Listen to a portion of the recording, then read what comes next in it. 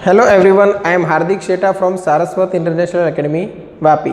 आज हम standard 12 subject physics chapter number 3 current electricity को आगे बढ़ाते हैं। तो आज का हमारा टॉपिक है drift of electrons and origin of resistivity. Drift of electrons and origin of resistivity. तो लास्ट लेक्चर में हमने पढ़ा था ओम्स लॉ। ओम्स लॉ में relation between V and I, voltage and current, और उसके बाद हमने डिफाइन किया था रेजिस्टेंस को, और बाद में हमने डिस्कस किया था फैक्टर्स अफेक्टिंग रेजिस्टेंस, जिसमें सबसे पहला था रेजिस्टिविटी, प्रॉपर्टी ऑफ मटेरियल, जिसको हमने नाम दिया था रेजिस्टिविटी। और उसी रेजिस्टिविटी को यहाँ पे देखना है कि वो ओरिजिन कैसे होता है, रेजिस्टिविटी जनरेट कहाँ से हुआ। ठीक है, तो स्टार्ट करते हैं ड्रिफ्ट ऑफ इलेक्ट्रॉन से। तो हम एक कंडक्टिंग वायर लेते हैं, कंडक्टिंग वायर जो सिलिंड्रिकल शेप में है, और उसको हम जूम करके यहाँ पे देख रहे हैं। कंडक्टिंग वायर को हम जूम करके देख रहे हैं। हम दो इफेक्ट को समझेंगे, एक behaviour of electrons in the absence of potential difference, और दूसरा behaviour of electrons in the presence of potential difference. तो ये कंडक्टर है। अब कंडक्टर के अंदर हमें पता है कोई भी कंडक्टर होगा तो उसके अंदर जो पॉजिटिव आयंस है वो आपको अपनी पोजीशन पे स्टेबल नज़र आएंगे। हाँ, ये हो सकता है कि ड्यू टू टेम्परेचर उसको हीट एनर्जी मिलेगी, और हीट एनर्जी की हेल्प से अपनी जो मीन पोजीशन है उसके आसपास वाइब्रेट कर सकते हैं। क्लियर? अब यहाँ पे हमने कोई पोटेंशियल डिफरेंस अप्लाई नहीं किया है, ना कोई हमने इलेक्ट्रिक फील्ड यहाँ पे जनरेट हो ऐसी कोई सिस्टम रखी है। तो इलेक्ट्रॉन है वो अपनी मर्जी से बिहेव करेंगे, क्योंकि उसके ऊपर फोर्स लगाने वाला कोई नहीं है। अब उसको हीट एनर्जी मिलेगी तो वो कन्वर्ट कर लेंगे काइनेटिक एनर्जी में, और सम काइनेटिक एनर्जी के साथ वो मूव होंगे, बट कौन सी डायरेक्शन में वो उनको भी पता नहीं है। तो मान लेते हैं कि हमारे पास एक इलेक्ट्रॉन यहाँ पे था जिसने अपनी इनिशियल पोजीशन A से स्टार्ट किया, और आफ्टर सम टाइम वो किसी दूसरी पोजीशन पे पहुंचेगा। सपोज यहाँ से यहाँ तक गया, पॉजिटिव आयन के साथ कोलिजन हुआ, फिर यहाँ पे आया, फिर यहाँ पे आया, फिर यहाँ पे, और जब टाइम फिनिश हो गया तब वो B के पास हमें दिखाई दिया। तो उसका डिस्प्लेसमेंट क्या हुआ, A से लेके B तक। तो आप डिस्प्लेसमेंट अपॉन टाइम कर दो तो आपको क्या मिल जाएगी, ये इलेक्ट्रॉन की वेलोसिटी विथ डायरेक्शन। ठीक है ना? बट प्रॉब्लम क्या है कि कोई एक इलेक्ट्रॉन ऐसा भी होगा जो यहाँ से इधर आया होगा, कोई एक इलेक्ट्रॉन यहाँ से इधर गया होगा, कोई एक इलेक्ट्रॉन यहाँ से इधर गया होगा, कोई एक इलेक्ट्रॉन यहाँ से इधर आया होगा।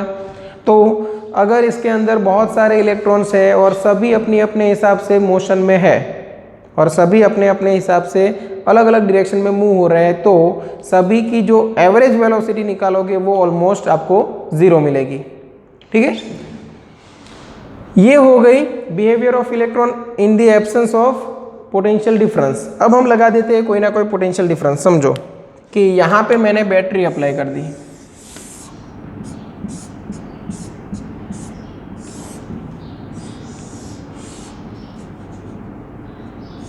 तो ये बैटरी का पॉजिटिव टर्मिनल, ये बैटरी का नेगेटिव टर्मिनल। मतलब इस साइड जो आएगी इफेक्ट वो पॉजिटिव चार्ज की इफेक्ट आएगी, और इधर जो इफेक्ट आएगी वो नेगेटिव चार्ज की इफेक्ट आएगी। इलेक्ट्रिक फील्ड जो जनरेट होगा वो फ्रॉम पॉजिटिव टू नेगेटिव, और इलेक्ट्रॉन के ऊपर जो फोर्स लगने वाला है वो ऑपोजिट टू इलेक्ट्रिक फील्ड। ठीक है, अब समझो इसी इलेक्ट्रॉन के साथ क्या होता होगा। तो यही इलेक्ट्रॉन है अब मूव होगा दो इफेक्ट में। एक तो अपनी रैंडम जो मोशन थी वो तो चालू रहेगी, बट जो एक्स्ट्रा उसको फोर्स लगा रहा है वो कौन है, इलेक्ट्रिक फील्ड, उसकी भी कोई ना कोई इफेक्ट आई होगी। तो समझते हैं कि अभी बैटरी लगा दी तो उसकी मोशन कुछ इस तरह हमें मिली कि वो यहाँ से स्टार्ट किया और फटाफट यहाँ पे कोलाइड हुआ, यहाँ पे कोलाइड हुआ, यहाँ पे कोलाइड हुआ, यहाँ पे कोलाइड हुआ, और यहाँ तक पहुँचा।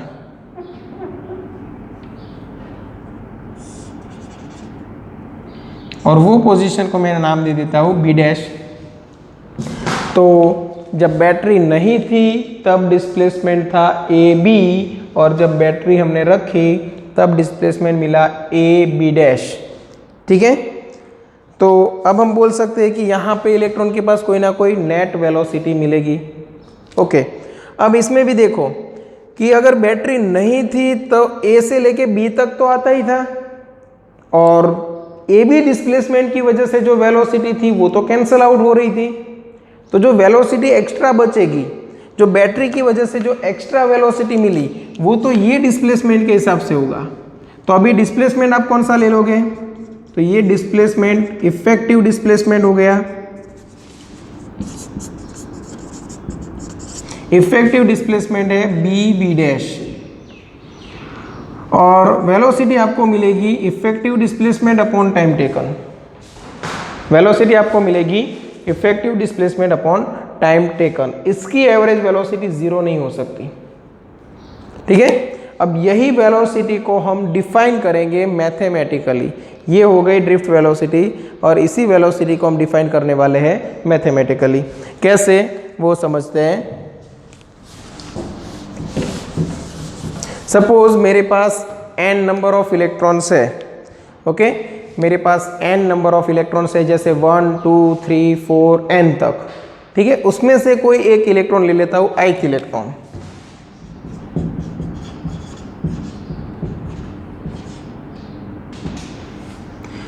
i नंबर का कोई एक इलेक्ट्रॉन है, उसके लिए मैं वेलोसिटी चूज कर रहा हूं जब ये बैटरी नहीं थी।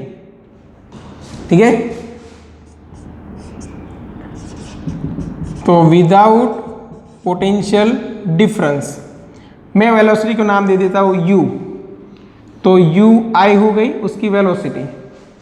ठीक है ना, एक जो इलेक्ट्रॉन है उसकी वेलोसिटी है u। सपोज फर्स्ट है तो u1, सेकेंड है तो u2, थर्ड है तो u3। अब मुझे एवरेज निकालनी है, तो मैं यहाँ पे लिख दूँ u average is equal to summation of ui, और डिवाइड बाय क्या करना पड़ेगा, number of electron. Summation of ui क्या बताएगा आपको, u1 plus u2 plus u3 plus plus plus कहाँ तक, तो वो लिमिट यहाँ पे हम डिफाइन कर देते i इक्वल टू 1 से लेके n तक। और हमें पता है कि ये u एवरेज आपको क्या मिलने वाला है, 0। समझ में आया? u एवरेज आपको मिल गया 0, मतलब net velocity, okay, without potential difference आपको हर एक इलेक्ट्रॉन की जो एवरेज वेलोसिटी है वो मिल गई 0। अब हम बात करते हैं विथ पोटेंशियल डिफरेंस, या तो under the effect of electric field. यहाँ पे क्या होगा, एक्स्ट्रा फोर्स लगेगा। इलेक्ट्रॉन के ऊपर जो फोर्स लगेगा वो कौन सा है, तो फोर्स इक्वल टू हम ले सकते हैं Q into E with vector. यहाँ पे मैं दिखा सकता हूँ, तो जो फोर्स की डायरेक्शन रहेगी वो कौन सी डायरेक्शन रहेगी, इलेक्ट्रिक फील्ड की डायरेक्शन। बट यहाँ पे Q जो चार्ज है वो माइनस ई है, तो अभी फोर्स की डायरेक्शन बन गई opposite to electric field. Okay, ये बात क्लियर। फोर्स इक्वल टू मैं लिख सकता हूँ mass into acceleration minus E into electric field. तो एक्सेलरेशन मुझे जो मिलने वाला है वो minus E electric field divide by M. ठीक है, तो इलेक्ट्रॉन के अंदर इलेक्ट्रिक फील्ड की वजह से इतना एक्सेलरेशन प्रोड्यूस हुआ। ठीक है ना, अब इसकी इफेक्ट क्या आएगी, वेलोसिटी पे क्या इफेक्ट होगी, तो फाइनल वेलोसिटी का फॉर्मूला हमें पता है v equal to U plus A T. उसी की हेल्प से हम आगे का डेरिवेशन करेंगे। यहाँ तक आप स्क्रीनशॉट लेके रख लो, और बाद में हम फर्दर डेरिवेशन पे जाते हैं। तो अभी देखते हैं for ith electron. Okay, final velocity क्या बनेगी, V I equal to U I plus A into T. With direction लेना चाहो तो भी आप ले सकते हो। तो ये बन गया B I equal to U I minus, यहाँ पे मैं लिख सकता हूँ E E by M into T I. Time किसके लिए है, ith इलेक्ट्रॉन के लिए है, ठीक है। ओके, तो ये हो गई फाइनल वेलोसिटी, ये हो गई इनिशियल वेलोसिटी, और ये हो गया E/m इंटू टी आई एक्सेलरेशन इंटू टाइम। और उसमें E है वो चार्ज ऑफ इलेक्ट्रॉन, ये कैपिटल E इलेक्ट्रिक फील्ड, और m है वो मास ऑफ इलेक्ट्रॉन। अब बात करते हैं एवरेज वैल्यू। ओके, तो V I की जगह पे मैं लिख देता हूँ V एवरेज। चलो, V एवरेज विथ डायरेक्शन क्या होगी, तो U एवरेज आपको लिखना पड़ेगा माइनस E/m इंटू ये T, उसका भी क्या लेना पड़ेगा, एवरेज। ये U एवरेज हमें पता है 0, तो माइनस E/m इंटू जो T एवरेज है उसको मैं डिफाइन करता हूँ टॉ से। तो V एवरेज मुझे क्या मिलेगा, तो माइनस E/m इंटू टॉ, ठीक है, माइनस E/m इंटू टॉ। अब ये टॉ क्या है, ये टॉ को बोला जाता है रिलैक्सेशन टाइम। तो मैं यहाँ पे लिख दूँ where tau is relaxation time. अब ऐसा नाम क्यों रखा गया वो भी समझते हैं कि सपोज एक इलेक्ट्रॉन है, उसकी ड्रिफ्ट वेलोसिटी की अगर मैं बात करूं तो क्या होता है,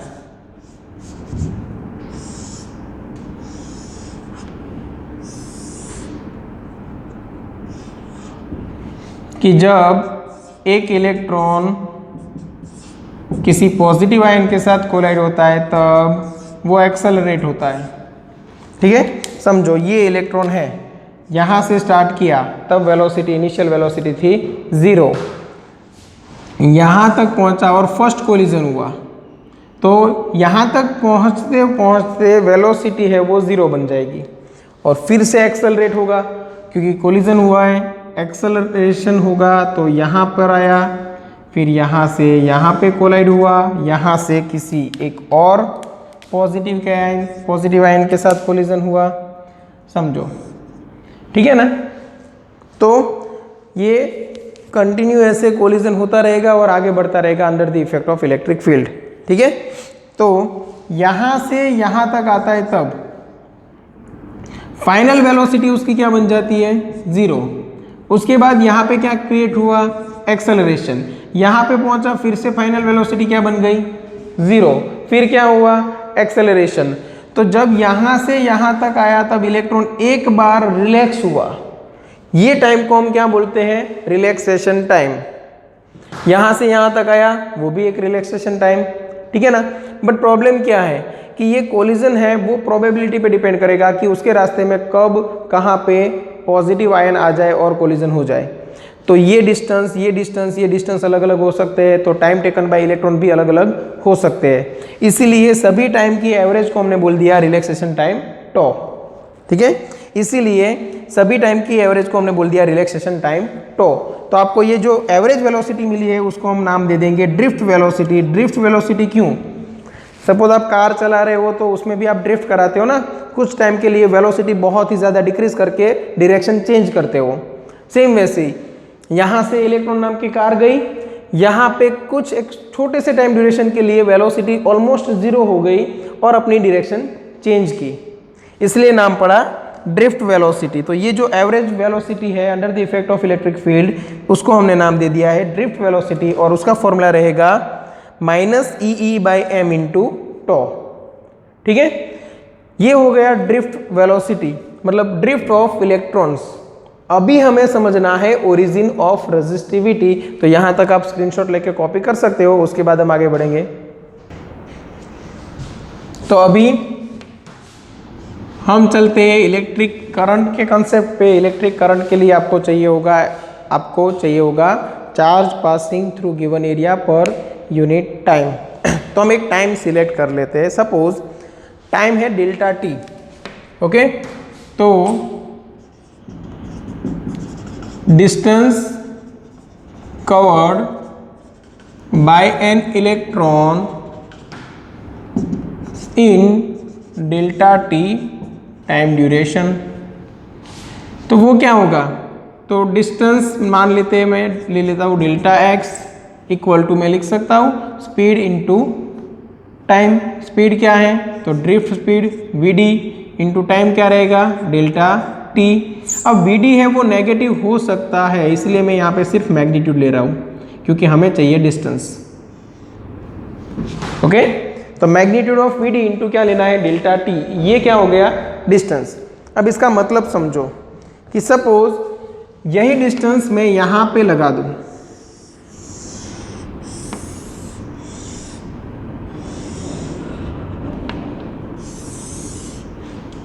अगर ये टोटल डिस्टेंस में ले लेता हूँ delta X equal to V D into delta T, delta X equal to V D into delta T, यहाँ से यहाँ तक का डिस्टेंस। अब इसका मतलब क्या हुआ कि ये डेल्टा टी टाइम ड्यूरेशन में यहाँ पे कोई इलेक्ट्रॉन है तो वो यहाँ से बाहर निकल जाएगा। ये जो क्रॉस सेक्शनल एरिया है हमारा, हमने जो सिलेक्ट किया है ए, उसमें से ये इलेक्ट्रॉन यहाँ से पास हो जाएगा। अब इसका मतलब क्या हुआ कि यहाँ पे कोई इलेक्ट्रॉन होगा, यहाँ पे इलेक्ट्रॉन, यहाँ पे इलेक्ट्रॉन, यहाँ पे, ये सारे इलेक्ट्रॉन पास हो सकते हैं क्योंकि ये सबसे ज़्यादा डिस्टेंस कवर कर रहा है। तो वही टाइम ड्यूरेशन में ये सारे इलेक्ट्रॉन तो इजीली पास हो जाएंगे। मतलब कि डेल्टा टी टाइम ड्यूरेशन में इतने वॉल्यूम के अंदर जितने इलेक्ट्रॉन्स हैं, इतने वॉल्यूम के अंदर जितने इलेक्ट्रॉन्स हैं वो सब पास हो सकते हैं क्योंकि इलेक्ट्रिक फील्ड की डायरेक्शन ये है। ओके, तो हमें बस काउंट करना है ये electrons.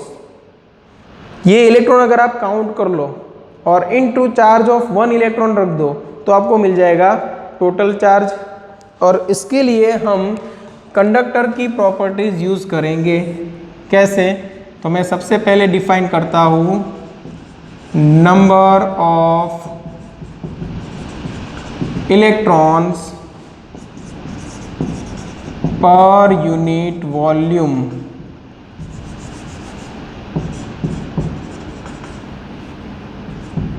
Okay, number of electrons per unit volume, उसको मैं नाम दे देता हूँ स्मॉल एन।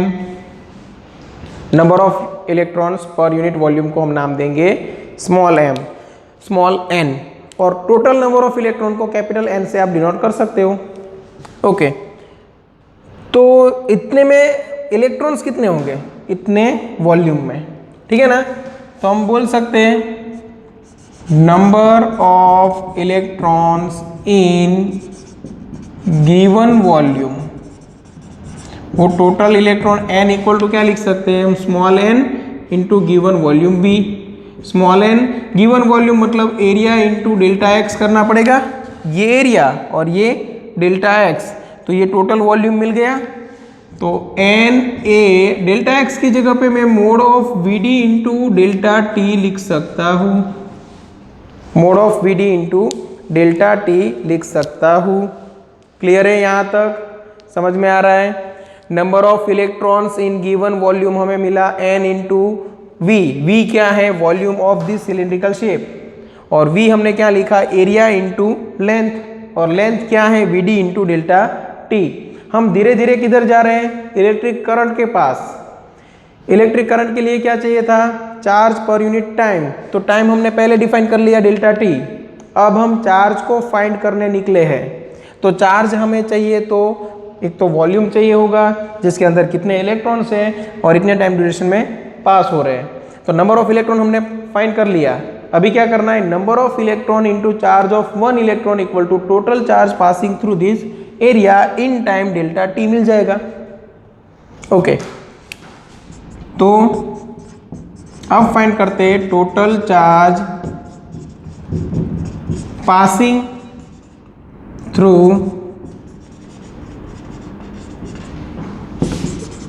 दिस एरिया, ठीक है। तो वो मैं नाम दे देता हूँ डेल्टा क्यू। चलो, delta Q equal to total number of electrons into charge of 1 electron. तो ये हो गया N A mode of V D into delta T into E. N A V D into delta T into E, ये क्या है delta Q. Hence अगर मैं delta Q divide by delta T कर दूं तो ये डेल्टा टी को इधर नीचे लेके आओ तो क्या बचा N A mode of V D into E. Clear. Delta Q by delta T क्या हो गया इलेक्ट्रिक करंट। तो इलेक्ट्रिक करंट का formula I equal to N A mode of V D into E. Current है वो हमें मिल गया। अब करंट की हेल्प से हमें पहुंचना है, हमारा मेन टॉपिक कौन सा है रेजिस्टिविटी। रेजिस्टिविटी के पास पहुंचना है। तो यहां तक आप एक बार कॉपी कर लो, उसके बाद हम आगे बढ़ते हैं। ओके, तो इलेक्ट्रिक करंट तक पहुंच गए। अब हमें डायरेक्शन के साथ चाहिए, तो मैं क्या करता हूँ electric current divide by area कर दूँ, तो ये मुझे मिल गया एन ई वी डी। अब इलेक्ट्रिक करंट बाय एरिया वो क्या है जे, करंट डेंसिटी हम पढ़ चुके थे, जे इक्वल टू सिग्मा इंटू ई, आपको याद होगा। तो जे इक्वल टू क्या बन गया एन ई वी डी। ये फॉर्मूला आपको याद रखना है न्यूमेरिकल्स के लिए, इसलिए मैंने यहाँ पे अलग से डिराइव किया है J equal to N E V D. अब जे की जगह पे मैं क्या लिख सकता हूँ सिग्मा इंटू ई, पता है आपको भी। जे इक्वल टू मैं क्या लिख सकता हूँ sigma into E, equal to यहाँ पे मैं क्या लिख सकता हूँ N E into V D.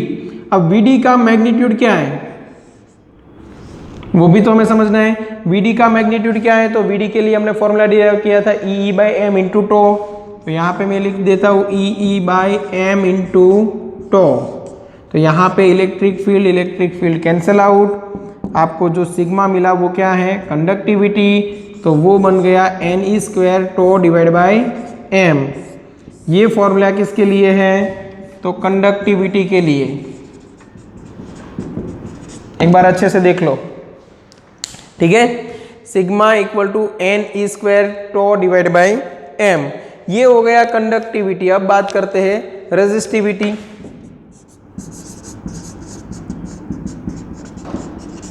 Resistivity rho equal to क्या होगा 1 सिग्मा। तो rho equal to resistivity equal to आपको पता है 1 कंडक्टिविटी, तो रो इक्वल टू आपको मिलेगा m upon N E square to.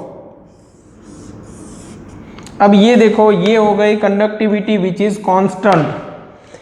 किसी एक मटेरियल के लिए number density of electron constant रहेगी, मास ऑफ इलेक्ट्रॉन कांस्टेंट है, चार्ज ऑफ इलेक्ट्रॉन कांस्टेंट है, और टो हमने डिफाइन किया है average time duration between two successive collision. अगर आपको बोला जाए रिलैक्सेशन टाइम की डेफिनेशन लिखो, तो आपको क्या लिखना है average time duration between two successive collisions is known as relaxation time tau. Clear. तो वो किसी एक मटेरियल के लिए, स्पेसिफिक एक मटेरियल के लिए कांस्टेंट है। तो किसी भी मटेरियल की resistivity for given temperature constant रहेगी। अब टेम्परेचर चेंज होगा तो फिर प्रॉब्लम है। टेम्परेचर अगर इंक्रीज हुआ तो कंडक्टर के अंदर क्या होता है वो ऑसिलेशन जो है पॉजिटिव आयंस का वो इंक्रीज हो जाएगा, नंबर ऑफ कोलिजन इंक्रीज हो जाएंगे, तो फिर रेजिस्टिविटी है वो आपको डिक्रीज हो सकती है। क्लियर। तो अगर कांस्टेंट टेम्परेचर है तो रेजिस्टिविटी कांस्टेंट रहेगी, और ये फॉर्मूला के हिसाब से आप किसी भी कंडक्टर की रेजिस्टिविटी फाइंड कर सकते हो। Rho equal to M into M upon N E square tau. Clear. तो अब पता चला रेजिस्टिविटी कैसे जनरेट होती है, तो ड्रिफ्ट वेलोसिटी नाम का एक कॉन्सेप्ट है, उसकी वजह से आप समझ सकते हो कि रेजिस्टिविटी कैसे जनरेट होती है। ओके, तो यहाँ तक क्लियर है। अब एक और प्रॉपर्टी की बात कर लेते हैं। कंडक्टर की एक और प्रॉपर्टी है जिसको बोला जाता है मोबिलिटी। ठीक है, तो अब मोबिलिटी की बात करते हैं। चलो, मोबिलिटी मतलब क्या, तो ये वर्ड बना है दो चीजों से, दो वर्ड से, मोबाइल प्लस एबिलिटी।